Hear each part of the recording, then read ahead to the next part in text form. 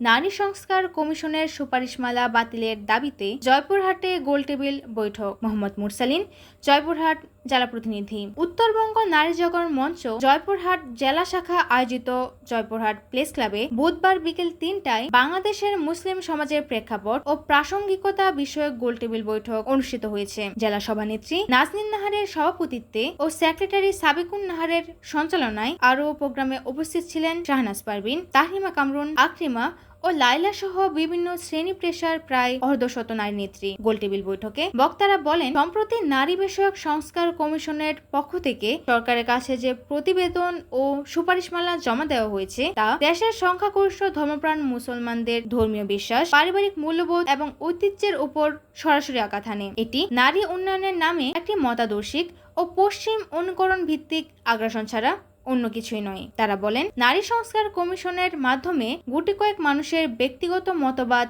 এদেশের মানুষের উপর চাপিয়ে দেওয়ার চেষ্টা করা হচ্ছে, যা বাঙালির কৃষ্টি কালচার ও সামাজিক রীতিনীতির বিপরীত। তারা আরো বলেন, এখানে নারী কমিশন স্বাধীনতার নামে যে প্রস্তাবনা দিয়েছেন, এতে আমাদের পারিবারিক সামাজিক কলহ আরো বাড়বে। তারা এখানে সাম্য প্রতিষ্ঠা করতে চায়, কিন্তু সৃষ্টিকর্তার পক্ষ থেকে নারী পুরুষের কিছু পার্থক্য রয়েছে। একজন নারী ও পুরুষের ক্যারেক্টারিস্টিক্স আলাদা। পুরুষের এমন কিছু ক্যারেক্টারিস্টিক্স আছে যা নারীকে দেওয়া হয়নি, আবার নারীর কিছু ক্যারেক্টারিস্টিক আছে যা পুরুষকে দেওয়া হয়নি। এই ক্যারেক্টারিস্টিক্সকে অগ্রাহ্য করে তারা ভিন্ন যুক্তি দাঁড় করাচ্ছে। তত্ত্বাবধায়ক সরকার নিকট আমরা এই নারী সংস্কার কমিশন বাতিলের দাবি জানাচ্ছি।